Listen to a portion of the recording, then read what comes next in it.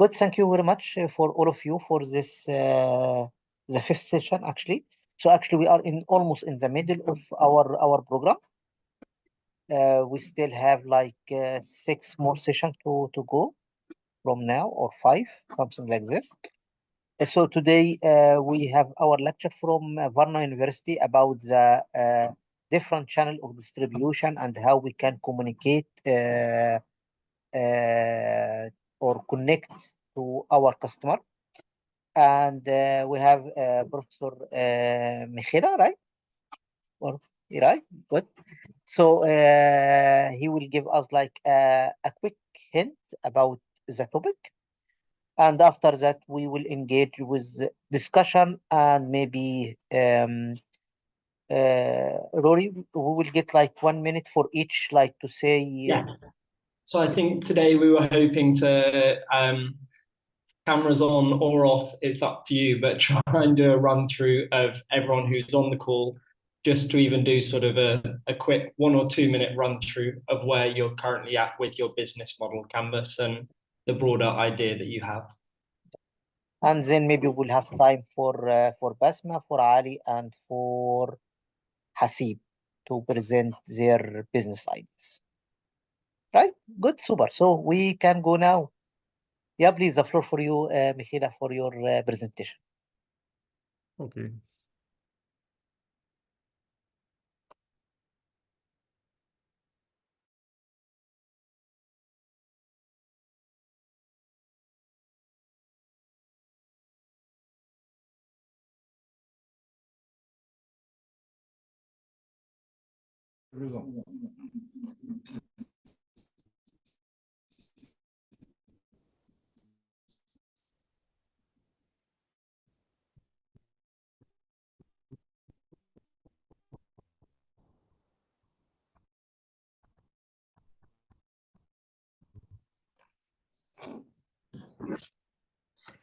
Michael Ivanov, and I'm a teacher in the main subject I teach are economics project. I am part of the team of the Department of Industrial Management, Science 2022. I will present to your attention topic 5, distribution channel.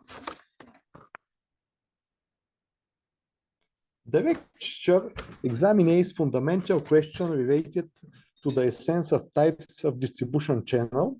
Marketing, one moment please. Marketing intermediaries involved building distribution channel are introduced. Nature and type of distribution channels. Different types of distribution channel can be formed depending on the nature of the distributed goods or services, channels of consumer goods and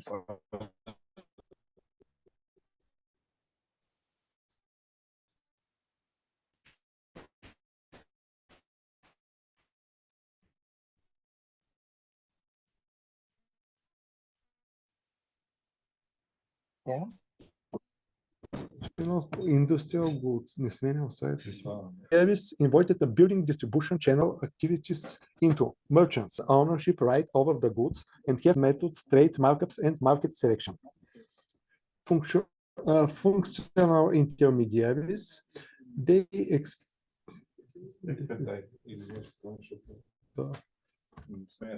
one moment, please.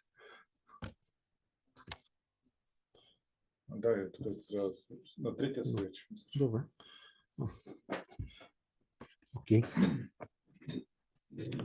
Distribution channel function is a system of interconnected links that can achieve their goals only through cooperation.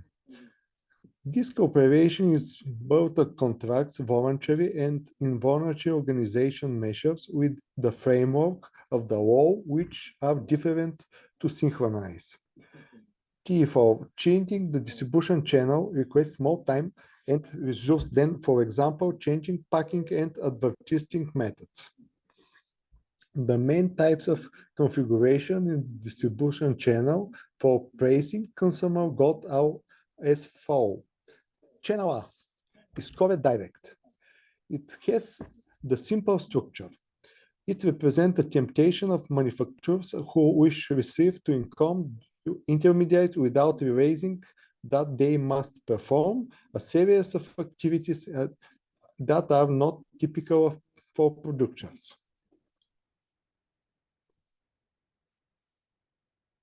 Channel B is suitable to placing industrial goods.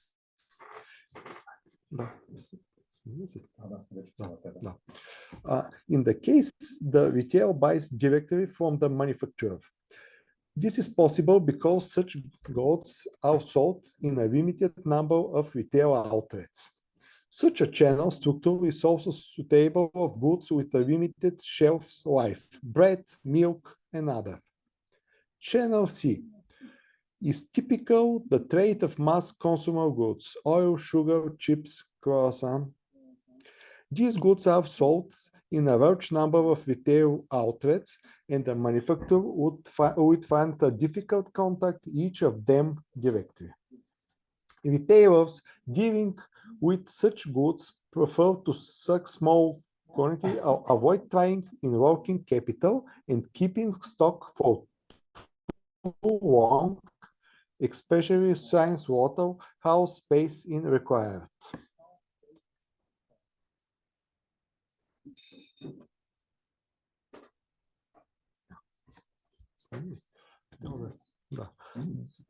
The number of intermediary links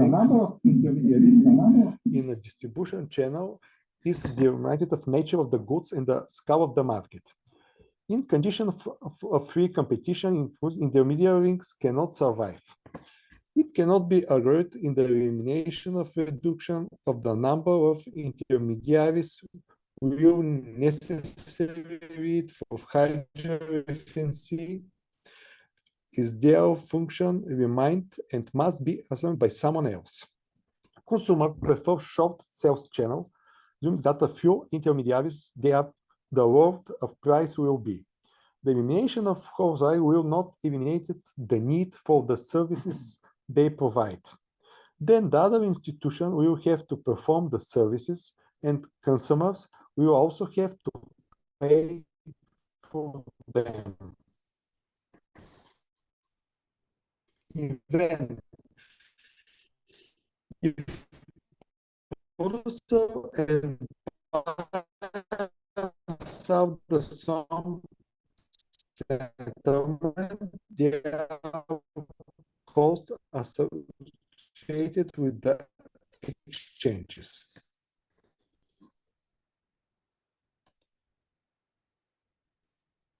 The main points.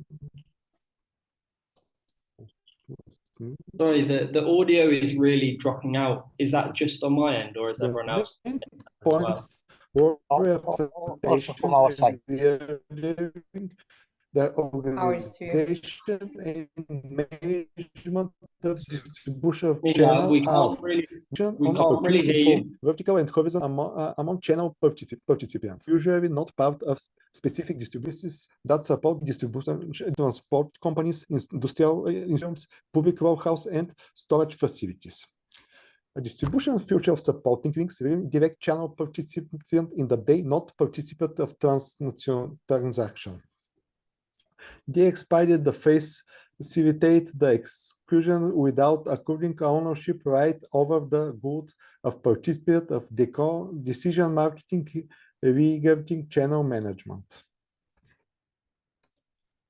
Thank you for your attention. Yep, thanks a lot, Michaela, for this short introduction to the topic. I have one question. I don't know, Rory, I should ask it now or later. Yeah. I think this is an important question for all of us who are preparing the business canvas, especially when we start to prepare the business plan exactly. So how much money we should put as a percentage in the business communication? Like if you will open a company that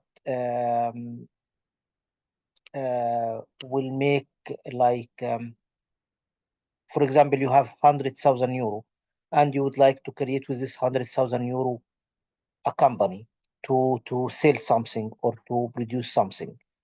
How much of this percentage should go to communication and selling your product.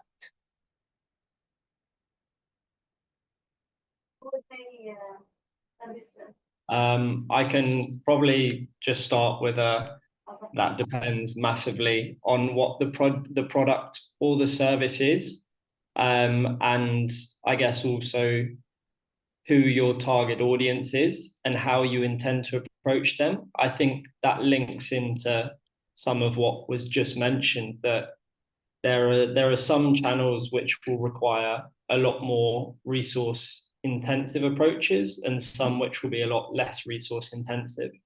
For example, Okay. if you're going, yeah, go But on, Tom.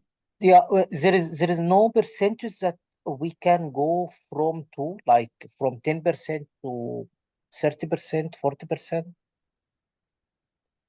I think it's very difficult. I would say it's very difficult to put a percentage on, because they're, again, dependent on what your company is doing. You may have to put, it might be sort of a very light touch product development where you can focus heavily on the sales and marketing side of things, or it might be a very heavy hardware capex style product where a lot of your expense and investment needs to go into the development of the product itself, and then you have a shorter focus on sort of the sales cycle, marketing, etc. So I wouldn't say there's sort of a single model that you could apply across the board. I think what you need to do is based on the nature of your particular service or product, understand sort of what the different components are, what resources you have available, and you can then prioritize from there. I think it also will vary because you can always do more in-house marketing, or if you have more budget available, you could outsource some of that marketing. So there are a lot of different levers and variables that you can pull on based on what you have available to you and the specific needs of your product or service. Okay. Yep. Thanks, Rory. So maybe you can jump to the next step, which maybe 1 minute from each team, present who you are, what's your idea, why you are here, things like this. Yeah, maybe you can start with Basma. Basma, do you think you will share your idea now or just introduction? Yes, I'm ready. I have a small presentation for you to present myself and present my idea. Yep, okay. So maybe you can have Basma first, Rory, and then take 1 minute for each. So I will stop now. Yeah. 1 minute about the names, and maybe just very short 1 minute about the idea. Yeah, we actually had also a short presentation. I will just share that.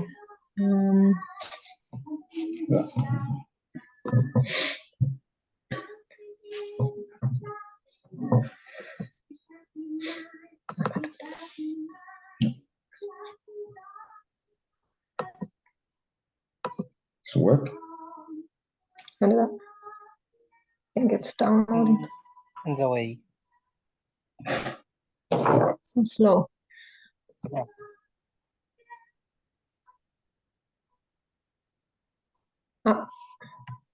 Maybe while you are yeah, it's now here. Okay. Okay, super. Bye-bye.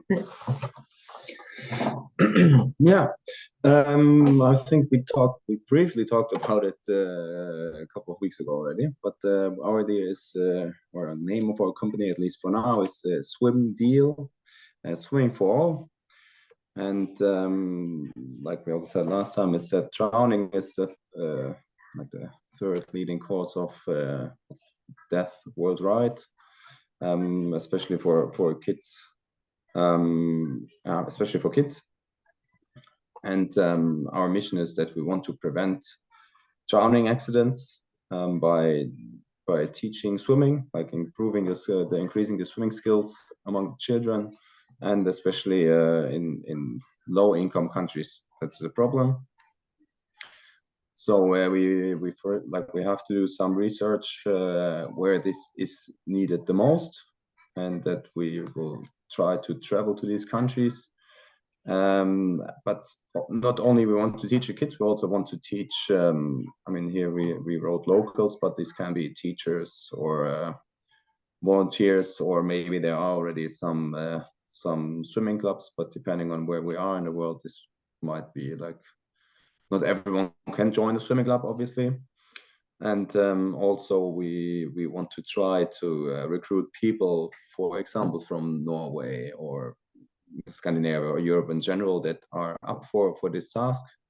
There are sometimes students, they want to give back during their summer vacation, in between of semesters or something like that, so they go on a trip, and then they join this. Yeah. The financing part, we we wrote here, we do not want to rely solely on sponsors.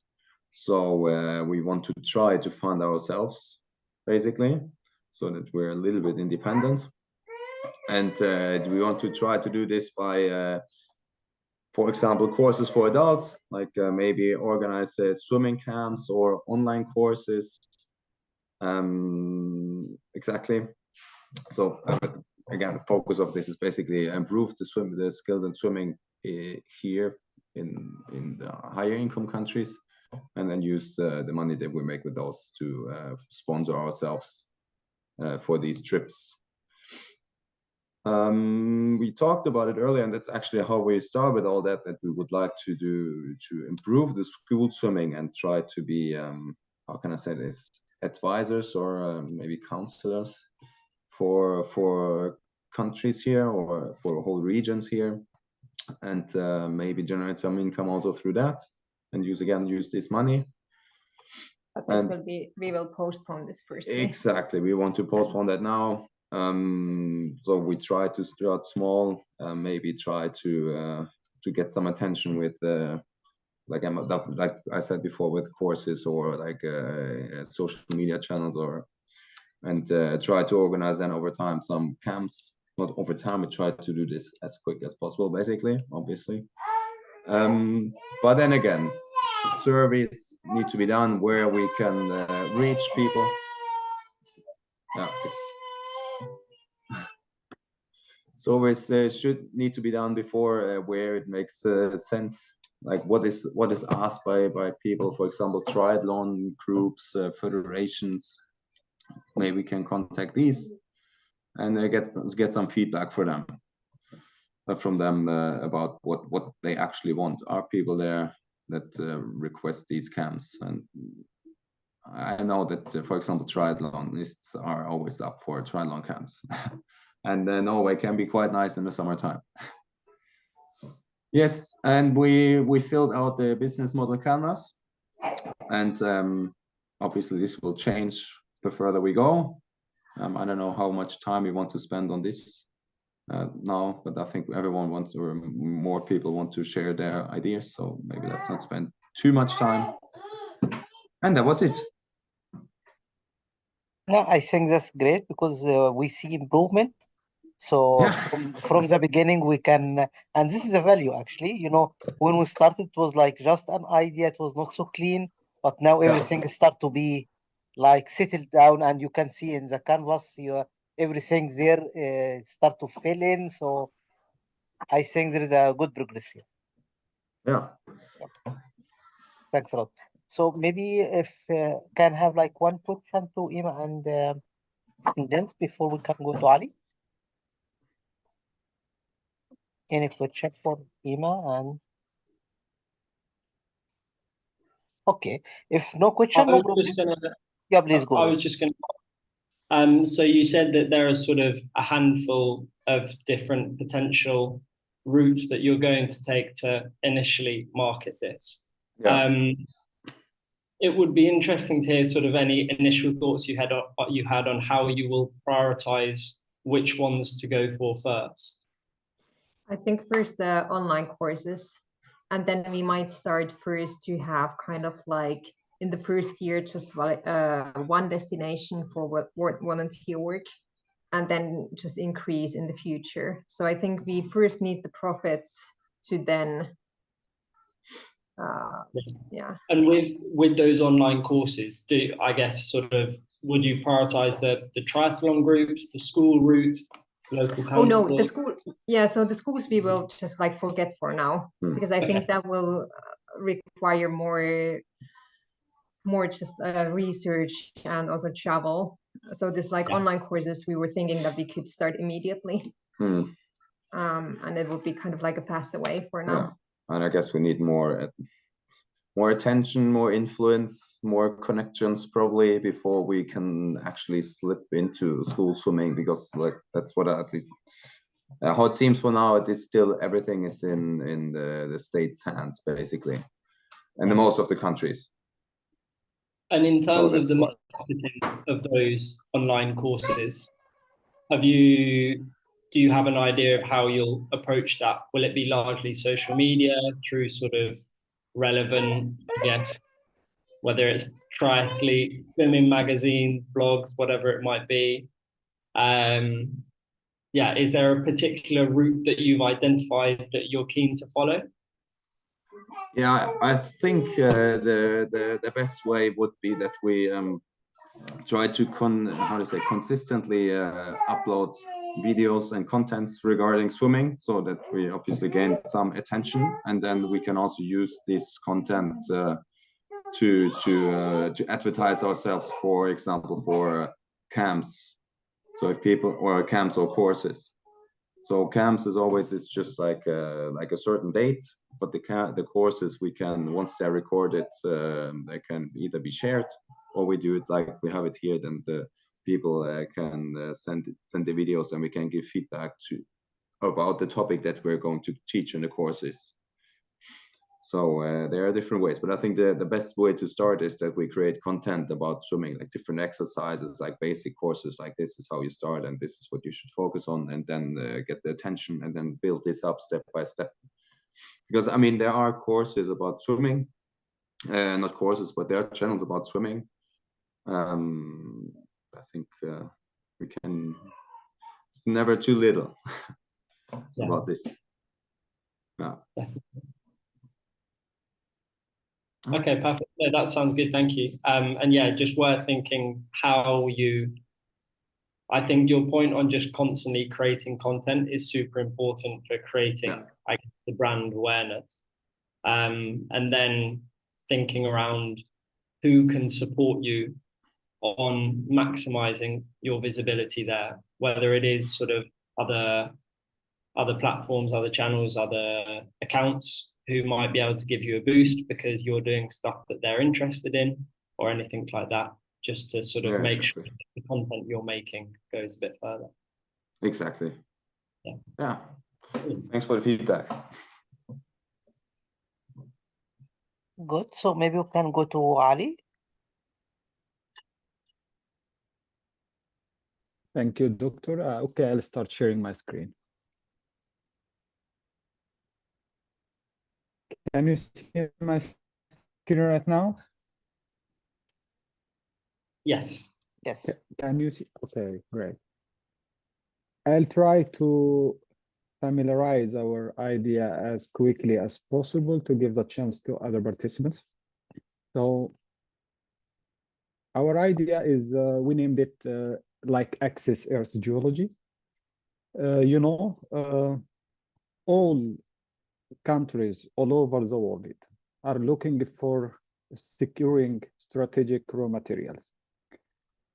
That's why we think about this idea, because our research is mainly about geology.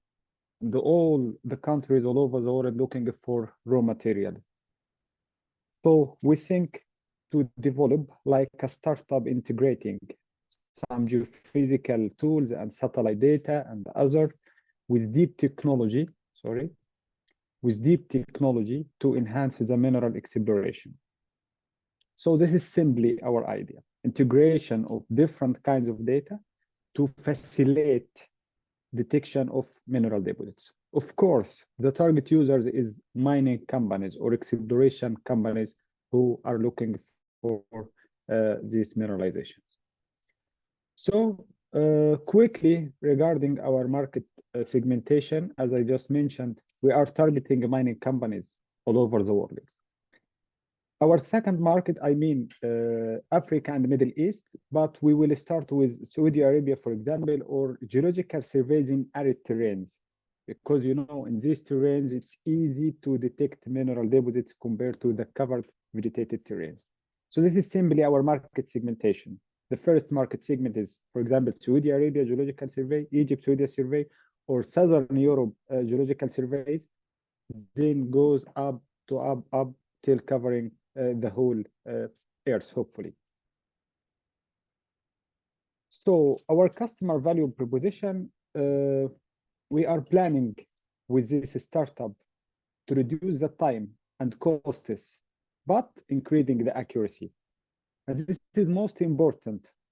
This, I mean, customer value proposition were built after comparing with the current solutions, and hopefully, unfortunately, our startup will be a great added value to the user in the mining sector.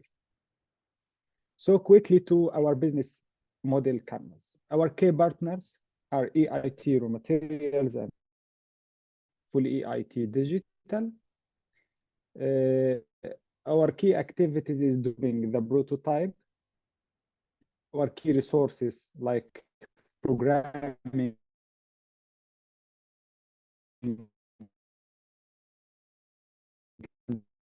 marketing, of course, financial, besides financial, regarding the channels, we will mainly depend on stakeholders of EIT Raw Materials and social media, and attending several conferences to show our idea and our startup to become more and more visible, especially for the mining companies.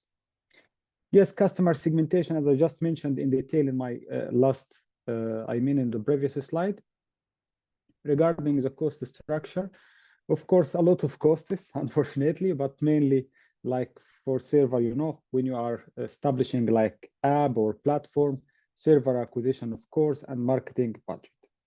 Hopefully revenue streams, we are, aiming to get revenues from some data sales and some license subscription. I'm not sure if I covered what I should cover or not, but I hope to be on time to give the chance to other colleagues. Thank you so much. That's really interesting. Thank you very much, Ali. Really interesting business. I'd be interested to quickly understand with your value proposition, what is it within your technology, for example, that will allow you to achieve those reductions and increases? What sets you apart from other competitors? Thank you, Rory. Yeah, actually, after checking other competitors, we didn't find like a strong competitor who integrate different kind of data sets. All use only one kind of data set. In our platform, we are planning to integrate different kinds of data sets. This comes from our research. And this is, I think, our core value proposition for our product. Okay, and in terms of the acquisition and availability of that data, because I guess sort of the model you will build yourself in terms of to facilitate that analysis and integration, and is the data you would purchase that from a third party? Yeah, thank you, Rory. Question. Actually, data is we're still thinking about it, you know, because some part of the data is free and we can get it. Others, we need some funds from. That's why I'm here. We would like to get more and more feedback and experience to somehow facilitate getting the data, or at least investors who can provide more and more. Yeah, perfect. Thank that you, makes Rory, sense. for the questions.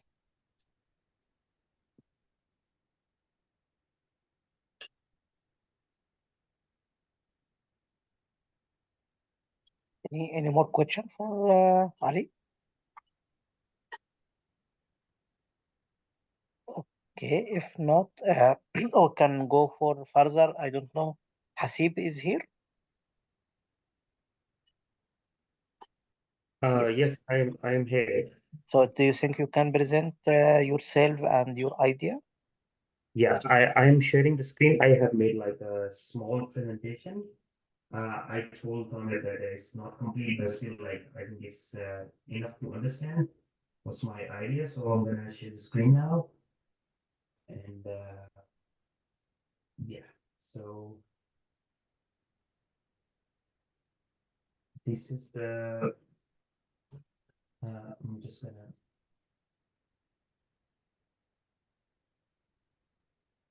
yeah. So can you see the screen now? Yes. Yeah. So my startup idea is actually about the sustainable management of supply networks. It's actually related to my field of study as well, and coming from a background country where it's like sustainability, working on anything which is related to sustainability is important. So it was like 3-4 years ago I decided like I will work in any field or business that will connect myself to sustainability or like better impact to the climate, because we faced a lot of environmental catastrophes in Pakistan, and we had this problem. And maybe because I want to do business in future, so I wanted to link something. So when I came to Norway, so I found some people here, so we were working on some related kind of idea. They were working on some stockfish business, but then they were planning to work in sustainability as well. So we tried to create an idea which includes business as well and supporting communities as well. But I will explain that later in the presentation. So our platform, which name is is Croyer, and it is actually a B2B e-commerce platform, which is founded on the principle of sharing economy. The idea is actually it's a business to business platform, and we are planning to build this idea on the basis of e-commerce platform. It will be completely digital platform, but then we will move towards like you know further to like the other like forms of the businesses like the physical and maybe in the future. So the website we are working on, on that website we have communities of buyers. We will have communities of buyers who will collaborate to share the cost of products. And the concept is actually to sell our products in to share the products in local producers or local consumers. Local consumers, because we will be dealing with the countries which are not very developed, like Nigeria, Ethiopia, Pakistan, where, for example, if a consumer wants to buy a product, he don't have to buy the complete container of that product, or he don't have to buy like bulk amount of that product. He can share the product into different consumers. Like they can collaborate and they can share the cost of the products. And similarly, the communities of the sellers can pull resources together in order to fulfill the economic order quantities. Like I said, in Nigeria, for example, Nigeria is import a lot of stockfish from Norway. First of all, I must tell you there are a lot of companies who are selling stockfish to Nigeria. 98% of the stockfish from Norway goes to Nigeria. The rest is like used in Norway or like some other countries, but 98% goes to Nigeria. But why we are doing something different is like to share the cost to the consumers. So consumers are easy to buy these products on the local level, because uh, almost everyone consumes stockfish in Nigeria, but some people who can't afford to buy like bulk amount of stockfishes, and mostly the big distributors, they don't care about like to share the cost, like to share to the people who can't afford. So the aim is to reduce the product cost and to increase food security through market accessibility for producers and distributors. So after that, I will explain how it's connected to the sustainability.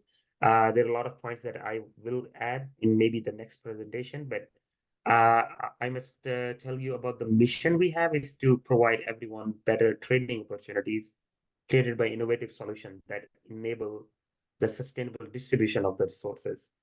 And now it's like why or how our solutions are innovative. It's like because we will be creating a platform on our website, which will be like a kind of a digital media, social media platform, where people will create their accounts. They can register as a consumer, they can register as a producer as well, because we will be actually supporting both the consumers and the producers, like local producers. So they can register for platform because, you know, almost a lot of people, almost everyone has access to the internet and access to the social media, so they can register themselves and they can like contribute our community, and they can sell their products online on our e-commerce platform. So the purpose of creating an e-commerce platform or like the social media platform on this level is to access all the local small producers which can't their products is amazing, their product is worth selling, but they can't sell their products in the big markets like Norway or like Scandinavian countries or Europe, other European countries. So it's this platform will enable those small contributors or small producers, local producers, to sell their products on our e-commerce platform. And the sustainability part, I'll just take like 1 minute to explain. The sustainability part is like supporting the local farmers in different countries like Pakistan, Ethiopia, Nigeria. We will add more countries as well. We will find some more like partner countries, and then we will add some more countries which are like where the local farmer, for example, my hometown in Pakistan, there are a lot of people, a lot of local producers. They produce amazing mangoes and other fruits which are like which they can't sell in the developing countries because and all the fruits is consumed in Pakistan. So sometimes they can't even sell their fruits in Pakistan because of the overproduction. So so we will like create a solution for them to sell their mangoes or other fruits or other products in the developing countries to get more profit. Because, for example, if they are selling, I will explain it with an example. For example, if they are selling 1 kg of mangoes for example, like €1 in Pakistan. Actually, it's €1 per kg of mangoes in Pakistan. So they can sell their 1 kg mango for €5 in developing countries. So it will help them actually to increase their production, to help them like financially as well. And for example, the other part is like many people had the question like why stockfish business can be sustainable. It's actually the stockfish business in Norway. They actually waste. They consider the heads of the stockfish as a waste in Norway. So we will be mostly focused on the selling the heads of the stockfish, which are consumed in Nigeria.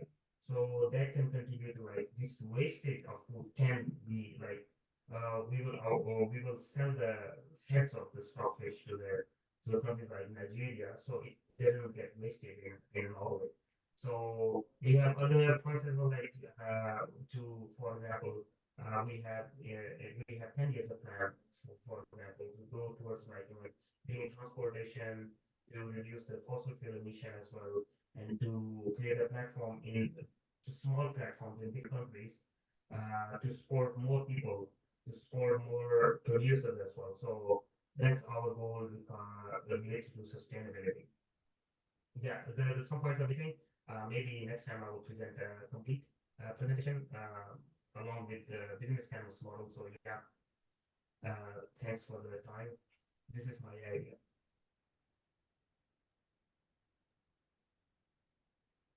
If you have any question, you can ask.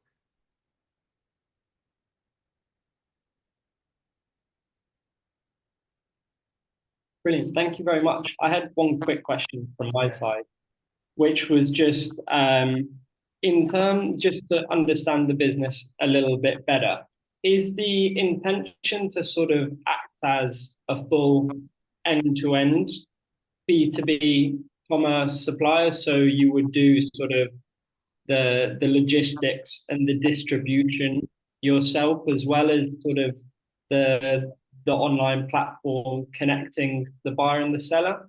Or are you just acting as a virtual connection point for the buyer and the seller, and then they will do the distribution themselves? Yeah, so we will try to, our plan is to do actually the virtual distribution, like for example. It's quite hard to hear you.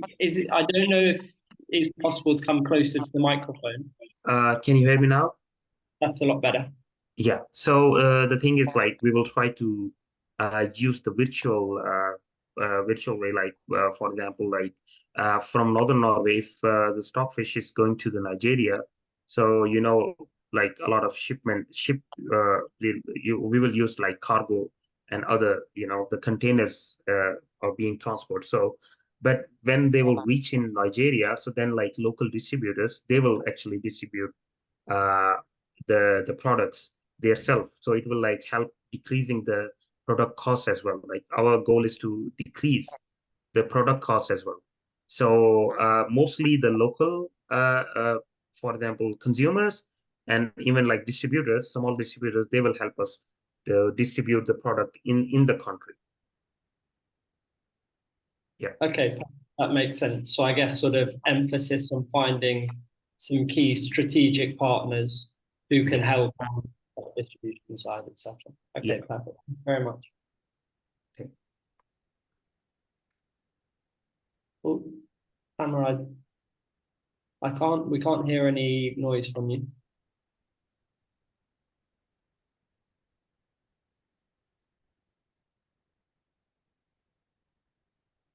No, I'm not sure what's going on there.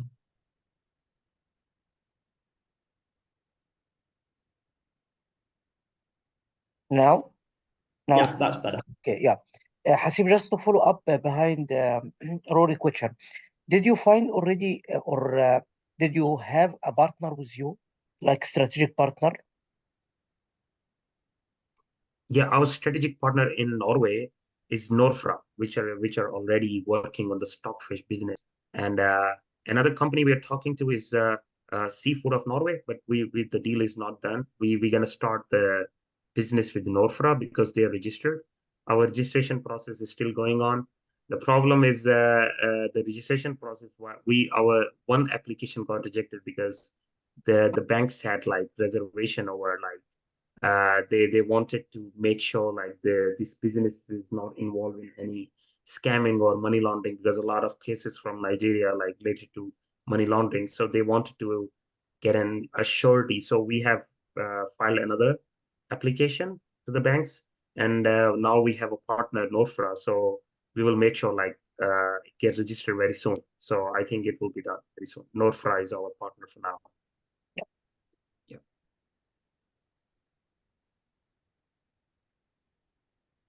Yeah, any question Brilliant. from Thank other? you.